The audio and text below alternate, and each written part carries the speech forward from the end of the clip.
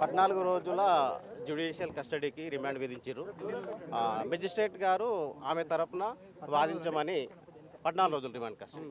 Magistrate గారు ఆమె తరపున ఎవరు లేరు అంటే వాదించమని కోర్టు తరపున లీగల్ ఎయిడ్ కౌన్సిల్గా నన్ను అపాయింట్ చేయడం జరిగింది. ఇప్పటి వరకు మీకు ఏమైనా ఆధారాలు వచ్చాయా సార్ ఈ కేసుకు సంబంధించి? ఏం లేదు, ఏ రకంగా మోసం చేసింది, ఏ రకంగా అది ఏం లేదండి. రిమాండ్ కేసు డైరీ ఇప్పుడే ఇచ్చారు. అంతా పరిశీలించిన తర్వాత ఆమెకు బెయిల్ వేసి చూసుకొని ఆమె కేసును వాదించడానికి మేము ముందుకు వస్తాం. ఎన్ని రోజుల్లో బెయిల్ వస్తుంది సార్ అనుకోవచ్చు? అనుకోవచ్చు, చెప్పలేమండి. ఇది 30 రోజుల్లో కానీ 15 రోజుల్లో కానీ రావచ్చు. ఈమె పైన పెట్టిన సెక్షన్స్ ఎలాంటివి సార్? ఆడ అనుకోవచ్చా, మొగ అనుకోవచ్చా? మీరు ఎట్లా ట్రీట్ చేస్తారు? అది చీటింగ్ అండి. ఈమె చేసింది చీటింగ్ కేసు కాబట్టి ఏ విధమైన చట్టపరమైన చర్యలు తీసుకోవాలో వాళ్ళు కోర్టు వారు తీసుకుంటారు. ఇప్పుడు పురుష జైల్లో ఉంటుందా, మహిళా జైల్లో ఉంటుందా? మహిళా జైలు అనేది పురుష జైలు అనేది మనం చెప్పలేమండి, డాక్టర్లు చెప్తారు, మేము చెప్పలేము.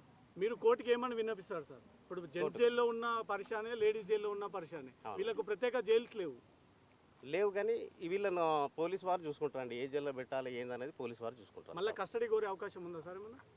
ఉంటుంది. ఇన్వెస్టిగేషన్ పూర్తి కాకపోతే ఖచ్చితంగా కస్టడీ పోలీస్. మీరు చూసిన రిమాండ్ కాపీలో తీవ్రమైన సెక్షన్ ఏది ఉంది? 10 ఏళ్లకు పైగా ఉన్నటువంటి సెక్షన్స్ 10 ఏళ్ల పైన లేదండి, 10 ఏళ్ల లోపల ఉన్న శిక్ష ఉంది. 10 ఏళ్ల లోపు అంటే మరి రిమాండ్ రిజెక్ట్ అవుతుంది కదా సార్? ఇప్పుడు రిమాండ్ విధించారు. రిమాండ్ విధించిన తర్వాత అది పరిశీలనలో ఉంటుందండి.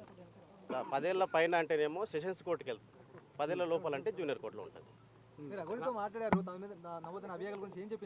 ఆమె గురించి ఆమె నాకు ఏం చెప్పలేదండి. కేసు పేపర్లు మాత్రమే ఇచ్చింది. నాకు సంబంధించిన బెయిల్ చూసుకోండి అని చెప్పింది. కేసు వాదించే స్తోమత తన దగ్గర లేదన్న విషయాన్ని కోర్టులో ఏమైనా చెప్పింది? కోర్టులో చెప్పింది. జడ్జి గారికి చెప్తేనే జడ్జి గారు నన్ను అపాయింట్ చేసిండు. నేను ఇక్కడ లీగల్ ఎయిడ్ కౌన్సిల్ ఎవరికి అడ్వకేట్ పెట్టుకునే స్తోమత లేకపోతే నన్ను కోర్టు అపాయింట్ చేసే అధికారం ఉంటుంది. నెక్స్ట్ ఫర్దర్ ఎట్లా ప్రొసీడ్ అవుతారు? ఈ కేసు ఎట్లా ఫర్దర్ గా ప్రొసీడ్ అవుతారు? ఎప్పుడు మీరు బెయిల్ అయిపోతా ఉన్నారు?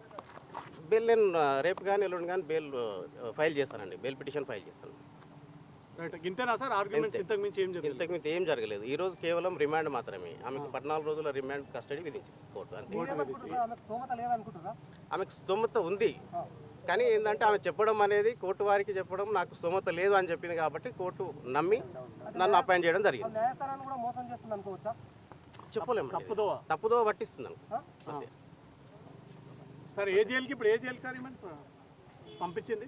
పోలీసు వారు అండి కంది జైలుకు పంపిస్తారు. ఇక్కడ నుంచి అయితే కోర్టు చేవెళ్ళ కోర్టు నుంచి ఏ కేసు అయినా కంది జైలుకు. కంది జైలు.